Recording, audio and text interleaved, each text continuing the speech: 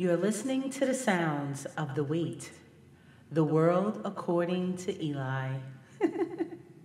You are now tuned in to the #1 podcast in the world, The Wate, the world according to Eli. Music, sports, video games, and culture.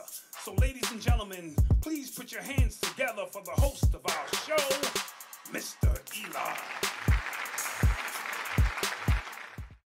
Yo, what's up, party people? Hope you're having a wonderful Tuesday night. I'm Eli. You know, this is The Wate. And we're going to go into the World Series. Let me welcome my co-host, my dad. Hey, welcome podcast world to another episode of The Wate, the world according to Eli. Music, sports, video games, and culture. We are glad to have you here with us. Yep, that's good. So, young man, talk to me. How you feeling? I always like to ask that first. I'm feeling good. I'm feeling loose, You feeling good? Golden State ain't doing too well. You feeling? We'll get into that later. Okay. Story of the week. Okay. Bring it up. Yeah. And tell us what your thoughts are on that. Please bear with me. You know, take my time. All right. So there is this guy in the Bronx. His name is J.C. Polona. J.C. Polona? J.C. Polona. I hope I don't mess his last name up. He creates T-shirts, motivational T-shirts for disabled people. Just to bring positive to their day and drive them. He said he wants to do that to drive people to just go out and chase their dreams and never give up. And he has like T-shirts like Limitless, Strong, Fearless, and there was another thing with the world, like the You in the World. So I really appreciate that, and he gives 10% of his profits to an organization called the Ability Experience, and gives back because he struggled when he was a little kid because he was paralyzed from like the neck or the head from his chest, his upper chest, and for 6 months, and he was like, I had to do it because it's like, you know, I went through it, I see a bunch of kids going through it, and it's cool. So I appreciate it. It is hard to me because, you know, I deal with my disability and stuff, so it's cool. Yes.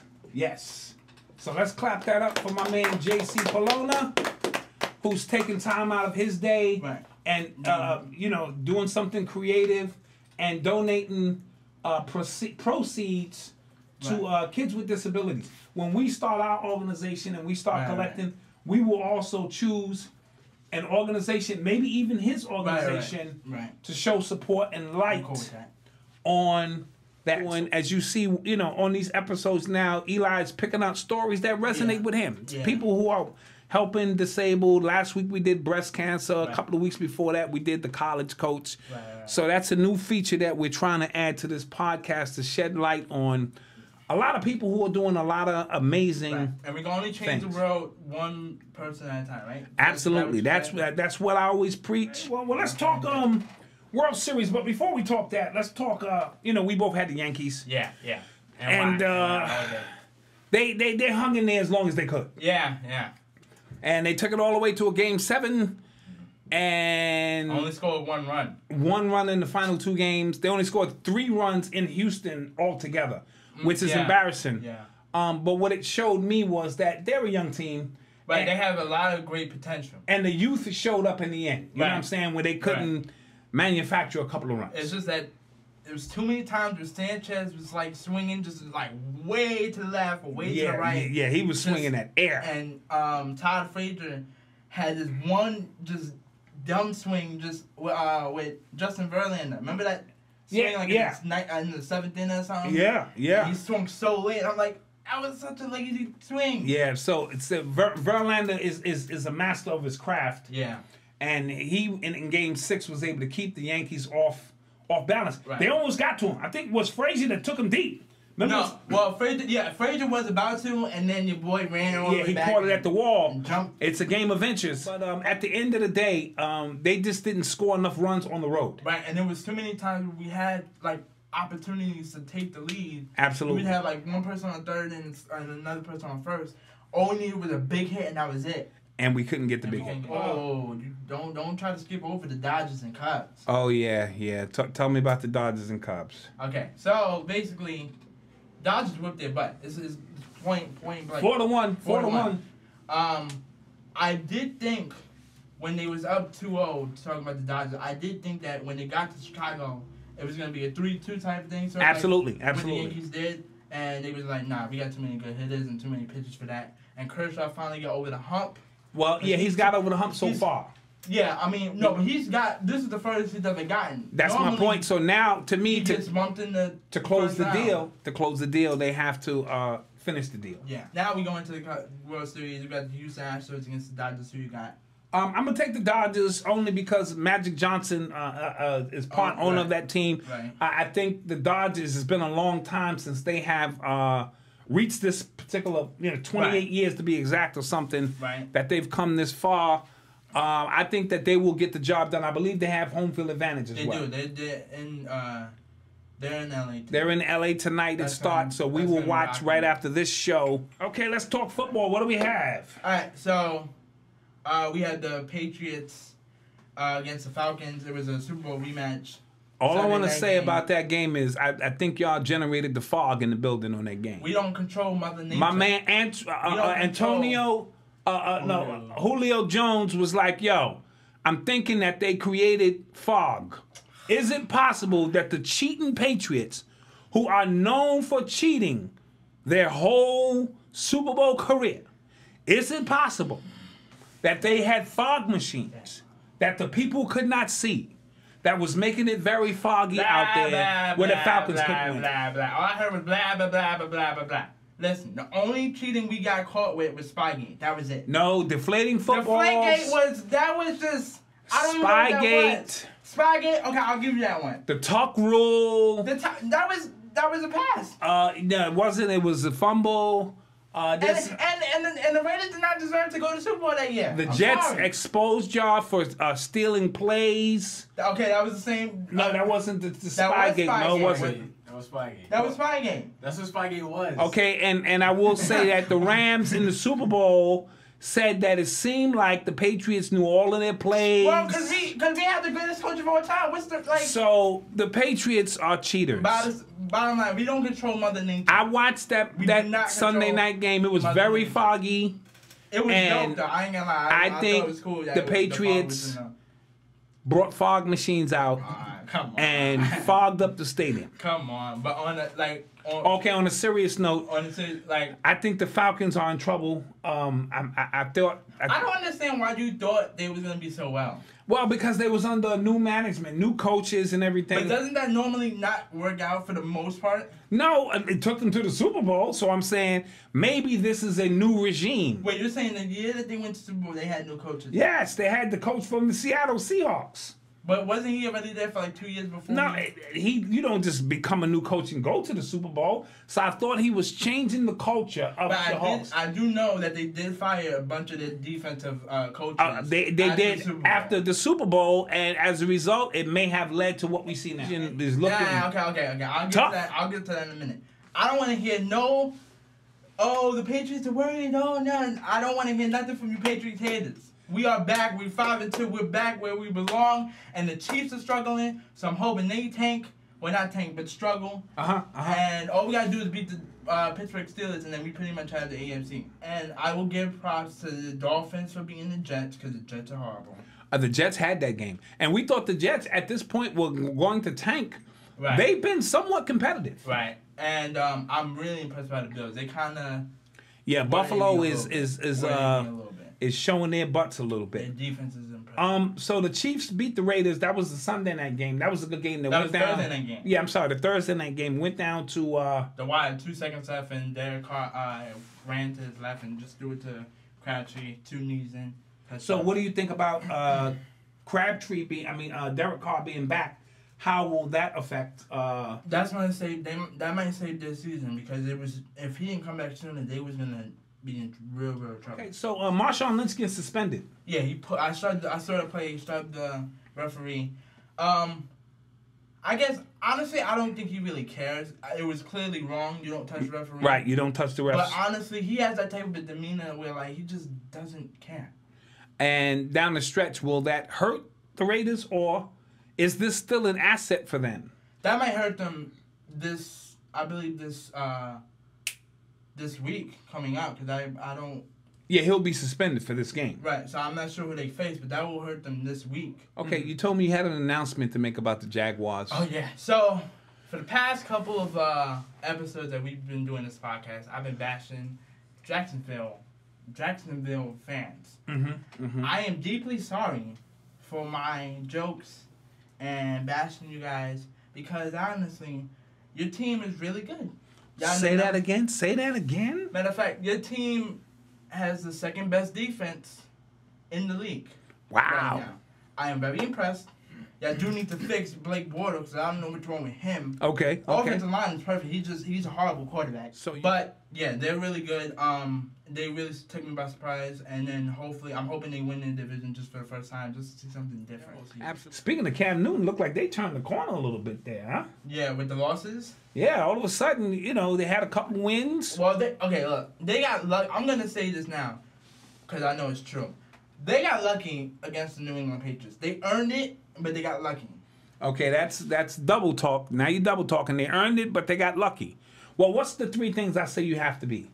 Healthy, lucky, and good. And good. Yeah. Good, healthy, and lucky. Yeah. And that's to me for all sports across the board. Right. You can be good, but you got to be healthy. Right. And you also have to have a little bit of luck. Right. And speaking of luck, come on, the Patriots won 3 Super Bowls on 3 field goals. I mean, and the tuck rule and the Spygate, and now they got fog in the park. Now they got fog. What will they think of next? Drones going by. Why do you always do this? Whenever we be watching someone, every time I mention every time I mention one of my favorite teams one of my favorite players, you gotta always backslap my comment. I'm just saying. And have your own little. It was the perfect segue into what the Patriots do. And a couple other pieces. Have you seen Cam Newton's outfits at press? Yeah. I mean, what do you think about that? It's this new generation. That's the new generation style. I've seen Westbrook rock a whole pocket, white, like sort of like this shirt, but like it got holes in it. Yeah. So fashion. Him and I believe, to me, I think Cam Newton is the fashion statement of NFL, and Russell Wilson is the fashion statement of. Yeah, you could throw Dwayne Wade in there. I've seen him wear some. No, but it didn't look good on D Wade. Like. Well, I've seen him wear some weird outfits, man. Yeah. That's supposed to be like a fashion statement. Oh, and maybe this is also karma a little bit for his comments a couple weeks ago. Maybe. Who knows? All I know is. Because karma is real. Karma is real? Karma is real. So what goes around comes around. Basically. So the Patriots are going to get what they have coming to them. For all of the cheating and the Spygate and the cameras, and now they got fog in the park, y'all. I don't know if y'all seen this. I don't know about that because my coach is the Zen Master, a.k.a. shout out to Phil Jackson. But he is also the Zen Master of the NFL. He knows how to... Okay, so he can avoid karma. Yeah, a little bit. So you just said karma is real. It is. I did it because it is. But the Patriots can avoid karma. All my favorite teams can avoid karma. Okay. We got a couple of injuries out here. Jay Cutler. Who is Miami Dolphins quarterback. Miami Dolphins quarterback broke his ribs. Ouch. Was it on a hit? Yeah, probably. He can... I mean, I don't know. He just needs to go. I'm sorry. He just has to go. Yeah. I mean, well, he is their quarterback. Like, why did... And they were winning a few games. Honestly, and this... I'm sorry not to... I'm not trying to, like, be disrespectful, but, like, I would rather lose a bunch of games than to sign him. Or either sign Tony Romo, because Tony Romo can at least give me 8 wins minimum. Okay. So you're bashing Jay Cutler, just hard, and little did you know that he was our guest for next week. So I'm pretty sure his agent will call us. Low key, I would probably say that. And say that now Jay Cutler's not coming on the show. I gotta just say, if I gotta speak my mind, I gotta speak my mind. And if they hit you, you have cerebral palsy. That will be bad for them. So this is why Eli speaks the way he does, because you can't hit him. Palmer broke his arm. I don't know if that's an upgrade or a downgrade, because Carson Palmer is kind of old. Yeah. And I think they need to go in a new direction for a quarterback. Even though he's a skilled quarterback. He is. But my thing is, he's doing the one thing that Tom Brady is not. I mean, that Tom Brady is. And that's keeping his body in shape at the age of 40. But they're both the same age, I believe. Right. Right? And, I mean, Tom can take hard hits and bounce right back up. Right. I'm just using that as an example because they both... Especially with all the fog in the park. Drew Brees has hit the 50,000-yard mark. Oh, that's right. And only quarterbacks in front of him now are Tom Brady, Brett Favre, and Peyton Manning. Low key, they're now starting to say Drew Brees is a better quarterback than Tom Brady. So, Peyton Manning? Well, he'll probably never be better than Peyton Manning. How is he better than Tom Brady? I'm just telling you, based on the numbers. Yo, this is more like just a bash. This is based on. I'm just speaking. Yo, we've been in this comment. We've been in this segment for like a good 10 minutes, and you've been bashing my papers from the beginning all the way down. I'm simply providing information to the people that has come across the ticker tape. Okay. So now I'm hearing Breeze has reached the 50,000 mark. And he probably will surpass all of them, including Tom Brady. And if it wasn't for the Spygate and the fog in the stadium and the tuck rule, he would be listed as #1 quarterback. I'm just telling you what the experts are saying. I didn't say these things. So I'm just sharing with you. Nah, but props up to him, man. I really like him. Breeze, we had our first week of NBA action. Yeah. What stuck out to you this week? Okay, a few things. Let's hit them. Boston is done. Boston is done according to you because of the Gordon Hayward injury. A horrible injury in Game 1. Do you think that was karma? Do you think the Mormons from Utah put a spell on Gordon Hayward and said, if you leave us, bad things will happen? Or is that like hocus pocus? I don't even know what Mormons are. Mormons. They're a religious sect in up in Utah. They're in the mountains. They still drive wagons and they still make churn their own butter, and they don't have cable. They still live in the ancient times. It depends on the type of potions they put together. Ooh, Eli's getting spooky. Illuminati. It depends on the potions they put together. But nah. Or do you think it was just a freak accident? I mean, you went against a horse in LeBron James trying to grab that was alley-oop, which was like, on one hand, I get it. You're trying to make a play, but on the other hand, just stay down. Just don't move. Yeah, don't move. Don't go up that high thinking you. That's like hypothetically me running down the ramp and I see Brock Lesnar, who's gonna easily break me in half. Absolutely. Week of action. So Boston, Memphis looks good. They're 3-0. Memphis has already beaten Houston and Golden State. Easily. And I don't know what they're doing out there. I'm looking at their roster and I'm like, I don't see any improvements. Right, but Mark is looking like a monster. Oh yeah, Marc Gasol has come into his own. From in the his prime. Yes, absolutely. And he's hitting a 3-point shot. Which creates a whole different dynamic. Conley is looking like he has something to prove. Conley has come into his own. He's earning his money. Yes. And it looks like what's his name? Tariq Evans on the wings. Every time he comes out on either he's in the starting lineup or off the bench, he's looking like, yo, when I come in, I'm eating y'all. Yes. Okay, we watched Golden State. How do you think they look? I know that's your team. Right. How do you think they look through the first week? They look good. They look good. They lost 2 games. Yeah, but those 3 games or those 2 games that they lost was tough teams. You had Houston. Wait a minute, y'all the toughest team in the league. Aren't y'all the champs? No, we're the best team in the league. We're not the toughest. You're not the champs? No, I said we're the best team in the league. I said we're not the toughest. Okay, you're the best. Shouldn't that mean you should beat these teams? Yeah, but you have off nights. It was the first game, and like you said off camera. You said either when this championship, we call it championship celebration banner raising. Oh yeah, you get like a hungover. You either get a hungover or you either show up to play. And for the most part, we showed up to play in 3 quarters. That last quarter, we lost Green, which messed everything up. I agree. And it's the Houston Rockets. They've always played us tough. Golden State figured them out. They're 2-2. They'll be fine. OKC will also be fine. That was an illegal pick. Yeah. I saw Towns hit a shot. No, Wiggins hit the shot. Wiggins hit the shot, but Karl Anthony Towns set an illegal pick. That was the and this is after Melo had hit a potential game-winning shot. Right, and that's why Melo got upset after the buzzer. He was like, yo. I've been impressed with Westbrook penetrating and kicking the ball out and trusting his teammates. He's been doing that for the last 2 seasons. No, but now he has people he trusts. Doing it more because he has right. And I watched on that particular play. I said, let me see what Westbrook is going to do. Is he going to go to the rack? And he kicked it out to Melo, and that's why he brought Melo here. Right. Melo hits the shot, looks good, and all of a sudden they take the ball out, and Karl Anthony Towns sets an illegal pick on Paul George. Which is terrible. Yeah, which clearly got Wiggins free, and Wiggins hit the shot. Right. So I can understand why they would be upset about that. Philly got their first win last night. They were 0-3. Right. Your man, Ben Simmons, is starting to look like the truth. I'm glad they kept him out. We trust the process, as they say. Right. He could have played last year, but they kept him out. And now you're starting to see just how good this kid is. At 6'10", he can handle the ball. Right. He's taller than Lonzo. His shot is coming along. Now, I'm still worried about Embiid a little bit. Embiid dropped 30 last night. Yeah, but just, And he's the closest thing to Hakeem that I have seen since the Dream has retired, and that's facts. Now, he don't have the whole Hakeem package. Hakeem Olajuwon. Do you trust in him having a full 82? I don't, because they still have him on minutes restriction. He's still only playing 28 minutes a game. They should probably keep it like this. Kid Fultz is looking like a bust early on.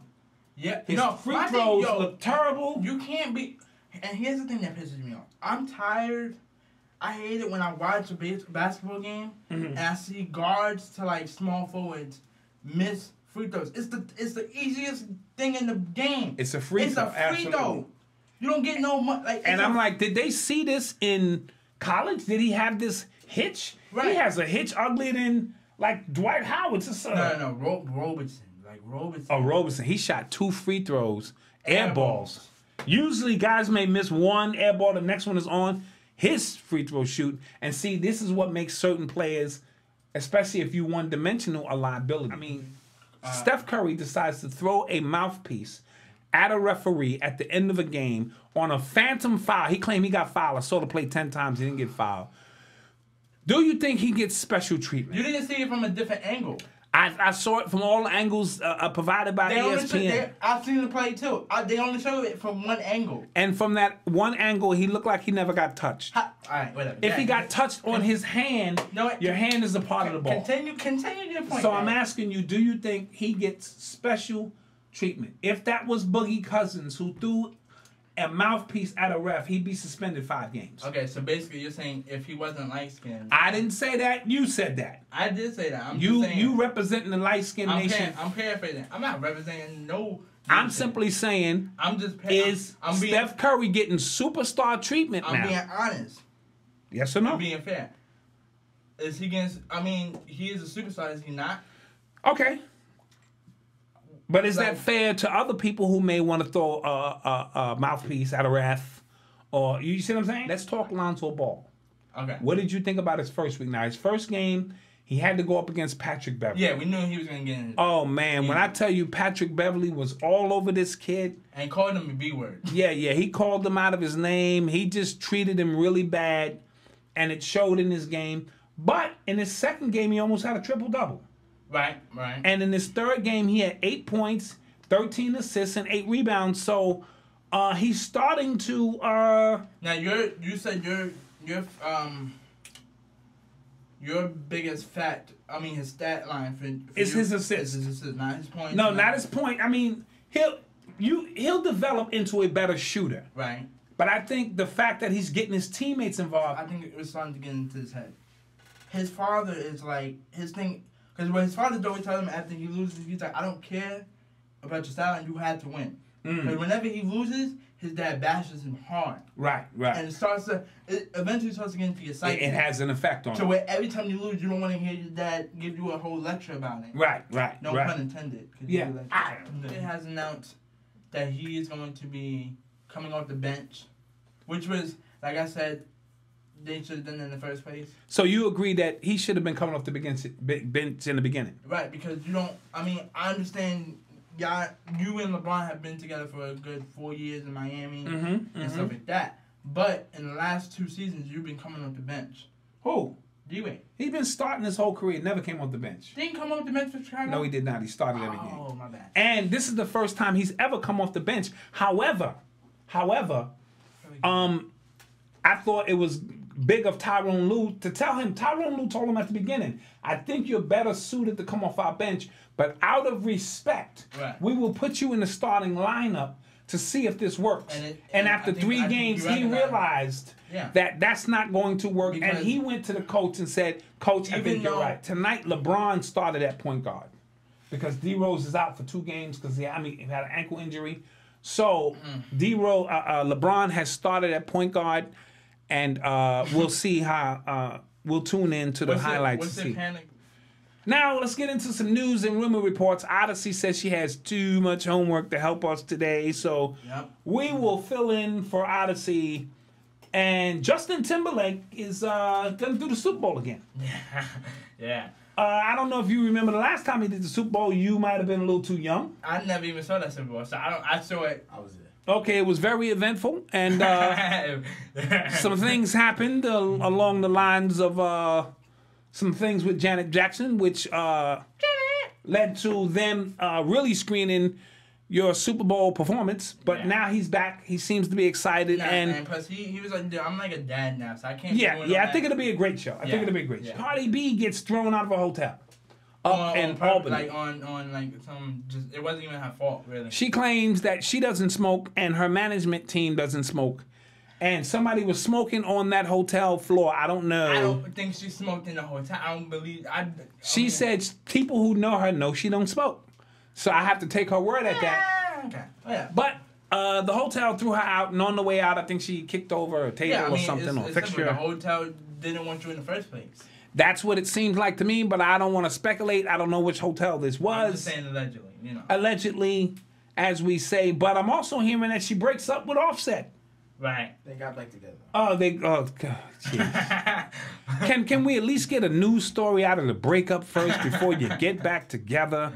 And is it because her ex-boyfriend is home now? Yeah, there was like, is this real or is this like... No, the ex-boyfriend is home. Okay, so the ex-boyfriend... And you know how that is, like, yo, boo, you was my boo when I left. Right. I don't care if I did 10 years. Right. When I come home, all I know is you still my boo. Right. A Boogie beats up Lil B and his team, P&B Rock. Yeah. They stomp him out. I saw the tape. Because Lil B made some statements that... A Boogie sounds like Def Loge or something. Oh, Def Loaf. Def Loaf or whatever. Dej Loach, whatever. Def Loaf of bread, whatever. Yeah. And so they finally caught up to him at one of these events. Stomped him out. And they stomped him out. And then he gave a press conference after the stomp out, so he wasn't stomped out too bad. Right. So, young man, it's time to get to our predictions. Eli has taken a 6-game lead. He now leads 65-59. He got 14 straight games right this week. Okay, 14 out of 17 games. There we go. You gotta mention that. Yeah, he had a good week. He had a good week, but one thing about Eli is he's a front runner. So now he thinks that he's just gonna ride that out until week 17. No. We're in week 8. Okay, what you're supposed to do is kick a dead horse. I'm dead. So I'm dead. You let me get alive. So I'm dead. Alright, you thought you shot me. Watch this. You were supposed to shoot me in the head. Watch this. It was too early to shoot you in the head because it's only week 4. I took the lead week 4. The games you picked was just like outrageous. Okay. I understand that the teams that you picked was winning certain games that we wasn't expecting them to win. Listen. But just obvious, if it's an obvious game. Fans out there in the Wate podcast world. This is a marathon, not a sprint. I understand. Eli is a sprinter.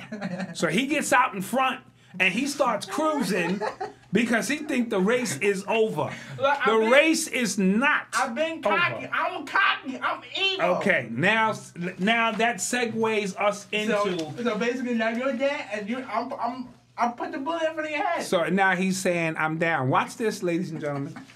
We still got 9 games to pick. And I'm dead because he took a 6-game lead? Are you kidding me? This is the perception of this young man. Watch this. Now,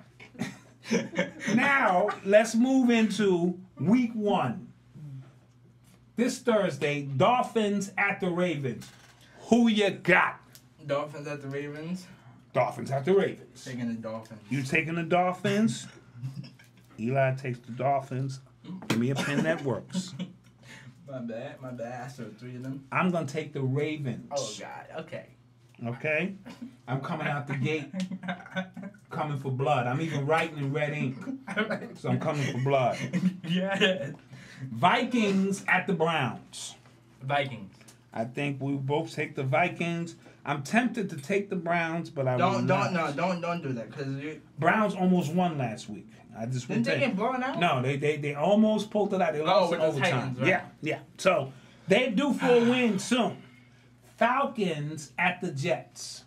Falcons. They're playing bad at the Jets up in New York. They both lost 2 straight, so it's a toss-up. Who you got? Now, who do you have? Oh, okay. Put that on you. Bro. That's a good question. I will take the Falcons. Okay, I think I'm gonna do the same. Okay, I was thinking the Falcons, but I just wanted to see what you just want to see what I would do. Yeah. With that being said, this is Dad. I'm Eli. World according to Eli. This is the Wate. I'm the host. Where can you find us? Twitter, SoundCloud, Instagram, Facebook, YouTube, iTunes. Subscribe to my YouTube and follow me on iTunes and SoundCloud. Like, subscribe, hit the notification bell. Hit all them things. I can even comment. Hit us with a comment. Tell us what you think. Right. And with that being said, we out. Tune in next week for more music, sports, video games, and culture. We are the number one podcast in the world. The Wate, the world according to Eli. Music, sports, video games, and culture. So, ladies and gentlemen, please put your hands together for the host of our show, Mr. Eli.